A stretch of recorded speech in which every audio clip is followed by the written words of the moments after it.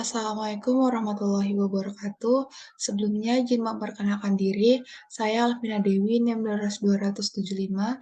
Di sini saya akan mempresentasikan UAS Pengelolaan Pencemaran Industri dengan dosen pengampu Ibu Mutiara. Baiklah, soal yang pertama itu, apa yang dimaksud dengan pengelolaan limbah B3? Pengelolaan limbah B3 adalah kegiatan yang meliputi pengurangan, penyimpanan, pengumpulan, pemanfaatan, pengangkutan, dan pengelolaan dan/atau penimbunan. Baik, yang kedua itu, sebutkan dan jelaskan karakteristik limbah B3. Nah, karakteristik limbah B3 sendiri itu ada 6. Yang pertama itu ada mudah meledak. Limbah yang mudah meledak atau eksplosif adalah limbah yang pada saat suhu dan tekanan standar dapat meledak. Yang kedua itu mudah menyala. Mudah menyala atau flammable, limbah ini adalah sampah yang berbahaya yang mudah terbakar. Bisa terkontak dengan udara, nyala api, air, atau bahan lainnya. Dia bisa terbakar itu walaupun pada saat tekanan atau suhunya itu standar. Selanjutnya itu yang ketiga ada reaktif. Reaktif sendiri adalah limbah yang pada keadaan normal atau tidak stabil dan dapat mengerjakan perubahan pada tanpa peledakan. Yang keempat itu ada infeksius. Infeksius sendiri itu adalah salah satu karakteristik limbah B3 yang berasal dari kegiatan medis yang dapat menimbulkan infeksi. Contohnya itu adalah jarum suntik. Yang kelima itu ada korosif. Limbah ini memiliki ciri biasanya itu bisa menimbulkan sakit iritasi kulit atau gatal-gatal, menyebabkan karat juga pada baja. Selanjutnya itu ada beracun. Limbah yang beracun bagi makhluk hidup. Nah, ini tuh ada simbol karakteristik limbah B3. Yang ini mudah meledak, yang ini mudah menyala, yang ini reaktif, yang ini beracun, yang ini korosif, dan yang ini ada infeksius. Selanjutnya itu nomor 3, sebutkan dan jelaskan fasilitas yang dibutuhkan dalam penyimpanan limbah B3 berdasarkan kategori dan sumbernya. Nah, ini tuh dibagi menjadi 5 fasilitasnya. Yang pertama itu ada bangunan. Nah, di bangunan sendiri itu fasilitas penyimpanan limbah B3 berupa bangunan digunakan untuk limbah B3 kategori 1 dan kategori 2 dari sumber tidak spesifik, sumber spesifik umum, dan sumber spesifik khusus. Yang kedua itu ada tangki, digunakan untuk limbah B3 yang fasenya cair atau bersifat cair, pada kategori 1 dan kategori 2 dari sumber tidak spesifik dan sumber spesifik umum.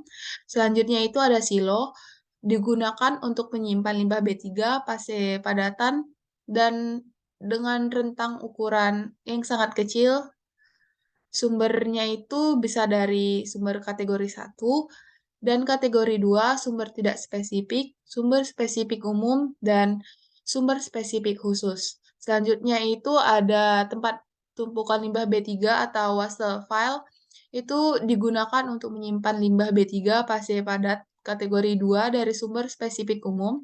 Selanjutnya itu ada kolam penampung limbah B3 atau waste impoundment.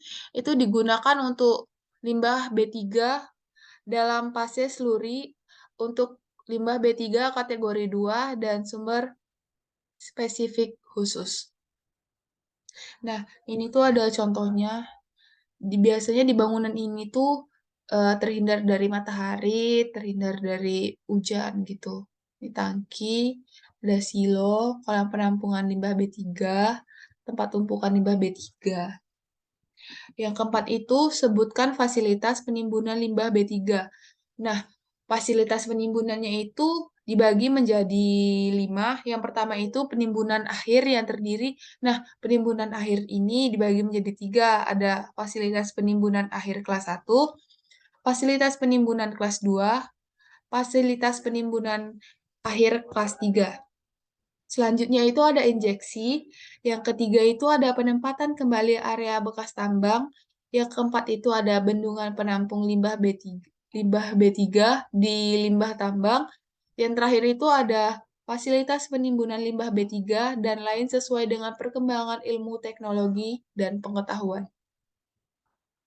Selanjutnya itu nomor 5, sebutkan dan jelaskan metode pengelolaan limbah B3. Nah, metodenya itu sendiri ada 5. Yang pertama itu ada metode thermal. Metode thermal sendiri itu dilakukan melalui proses insenerasi dan cara lain dengan perkembangan ilmu pengetahuan dan teknologi. Nah, di metode thermal ini tidak memiliki karakter yang tidak mudah meledak atau radioaktif. Yang kedua itu ada metode stabilisasi dan solidifikasi. Ini tuh dilakukan terhadap limbah yang memiliki karakteristik mudah meledak, mudah menyala, reaktif, infeksius, korosif, dan beracun. Serta ini bentuknya itu biasanya tuh cair ataupun lumpur. Selanjutnya yang ketiga itu ada metode bioremediasi. Itu biasanya itu dilakukan dengan metode land farming dan atau biofil. Selanjutnya itu ada metode elektroagulasi. Nah, di metode ini tuh biasanya dilakukan terhadap limbah B3 fase cair, harus berada di daerah bebas banjir atau daerah yang dapat dilakukan rekayasa dengan teknologi untuk perlindungan dan pengelolaan lingkungan hidup. Yang terakhir itu ada metode pencucian, itu dilakukan terhadap pencucian tangki kapal dan pencucian kemasan limbah B3. Selanjutnya itu ada tuliskan dan jelaskan fasilitas penyimpanan limbah B3 berdasarkan jenisnya dan waktu maksimal penyimpanan. Nah, yang pertama itu fasilitasnya itu ada bangunan. Nah, di bangunan sendiri itu bisa untuk kategori 1, kategori 2 sumber tidak spesifik dalam 90 hari, kategori 2 spesifik umum dalam 180 hari, kategori 2 spesifik khusus dalam waktu 360 hari. Yang kedua itu ada tangki dan atau kontainer, itu bisa untuk kategori 1, kategori 2 sumber tidak spesifik dalam waktu 90 hari, kategori 2 dalam spesifik umum dalam waktu 180 hari. Yang selanjutnya itu yang ketiga itu ada silo. Nah, silo sendiri itu bisa untuk kategori 1, kategori 2 sumber tidak spesifik, kategori 2 spesifik umum, dan kategori 2 spesifik khusus dalam 360 hari. Yang keempat itu ada penampungan limbah atau waste file itu khusus untuk kategori 2 yang spesifik khusus dalam waktu 360 hari. Yang terakhir itu yang kelima ada waste infoment itu sama kayak penampungan limbah atau waste file itu pada kategori 2 doang. Kategori 2 doang, itu ada di spesifik khusus pada jangka waktu itu ada 360 hari. Selanjutnya itu ada nomor 7, tuliskan dan jelaskan fasilitas penyimpanan limbah B3 berupa bangunan. Nah, bangunan sendiri itu bisa untuk kategori 1, bisa untuk kategori 2 sumber tidak spesifik, kategori 2 spesifik umum, dan kategori 2 spesifik khusus. Selanjutnya yang nomor 8, jelaskan waktu penyimpanan limbah B3 berdasarkan kategori limbah B3 dan jumlah limbah B3 yang dihasilkan. Yang pertama itu ada kategori 1 dan 2, jumlahnya itu lebih besar dari 50 kilo per hari dalam jangka waktu 90 hari. Yang kedua itu ada kategori 1, lebih kecil dari 50 kilo per hari, itu dalam jangka waktu 180 hari. Yang ketiga itu ada sumber tidak spesifik, itu dalam waktu 365 hari. Yang keempat itu ada sumber spesifik umum, itu dalam waktu 365 hari. Yang terakhir itu atau yang kelima itu ada sumber spesifik khusus, itu dalam 365 hari juga. Selanjutnya itu yang nomor 9, sebutkan contoh pemanfaatan limbah B3 minimal 10, sebutkan juga sumber limbahnya dari industri apa limbahnya. Yang pertama itu sumber limbahnya itu ada sumber energi alternatif, limbahnya itu adalah bahan hayati dianggap limbah ketika diolah menjadi bioarang. Yang kedua, sumber energi dengan cara coprocessing. Itu adalah limbahnya itu seperti limbah B3 atau biomas. itu biasanya di pabrik semen. Yang ketiga itu bahan baku industri batako, itu biasanya limbahnya itu ada limbah fly atau bottom ash. Yang keempat itu ada bahan baku kertas atau low grade, itu biasa limbahnya itu adalah paper starch. Yang kelima itu ada limbah limbah bahan bakar alternatif, itu limbahnya adalah starch. Yang ke selanjutnya itu ada bahan baku industri reflektor, limbahnya itu ada limbah silika terkontaminasi. Selanjutnya bahan bakar alternatif, limbahnya adalah limbah softland bekas. Selanjutnya bahan baku peleburan logam, limbahnya itu biasanya adalah limbah kemasan bekas. Selanjutnya bahan baku industri semen, limbahnya adalah limbah dengan kadar Ca, Si, Al, dan Fe 50%.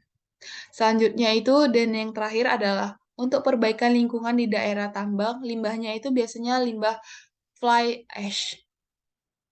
Selanjutnya yang terakhir nomor 10, sebutkan fasilitas pengangkutan limbah B3 berdasarkan kategori dan sumbernya. Jelaskan kategori informasi yang harus ada pada kendaraan pengangkutan disertai gambar. Nah, pengangkutan limbah B3 ini wajib dilakukan dengan ketentuan. Yang pertama itu alat angkut tertutup untuk limbah B3 kategori 1, alat angkut terbuka untuk limbah B3 kategori 2 yang meliputi angkut jalan, perkereta-apian, dan atau angkutan laut, sungai, danau, dan wajib memenuhi spesifikasi khusus dan umum. Spesifikasi umum sendiri itu dilengkapi dengan prosedur bongkar muat, dilengkapi peralatan untuk penanganan limbah B3 yang diangkut, dilengkapi dengan prosedur penanganan limbah B3 pada saat kondisi darurat, dilengkapi dengan GPS tracking. Selanjutnya itu ada spesifikasi khusus, itu dibagi menjadi 3. Yang pertama itu ada angkut jalan. Angkut jalan sendiri itu menggunakan kendaraan roda 4 atau lebih, mencantumkan nama perusahaan dengan nomor telepon perusahaan, dilekatkan simbol limbah B3 ke 4 sisi kendaraan. Selanjutnya itu yang kedua ada perkereta-apian, menggunakan gerbong datar yang disesuaikan dengan karakteristik limbah B3. Selanjutnya yang terakhir itu ada angkutan laut, sungai, dan penyeberangan, itu dilaksanakan sesuai dengan ketentuan peraturan perundang-undangan. Informasi kendaraan pengangkutan. Yang pertama itu ada foto alat angkut berwarna dari depan, belakang, kiri, dan kanan. Terlihat identitas nama perusahaan di kanan, depan, dan belakang. Yang terakhir itu nomor telepon perusahaan wajib dicantumkan permanen. Nomor yang dapat dihubungi apabila terjadinya kecelakaan di sebelah kiri kendaraan. Nah, biasanya eh, informasi ini sesuai dengan ketentuan itu ada ketentuannya yaitu 25 cm. 25 cm. Nah, sumber dari semua jawaban tadi itu ada di PMLHK atau Peraturan Menteri Lingkungan Hidup dan Kehutanan Nomor 6 Tahun 2021. Baiklah, mungkin sekian dari saya, kurang dan lebihnya mohon maaf. Saya tutup. Wabillahi taufik wal hidayah. Wassalamualaikum warahmatullahi wabarakatuh.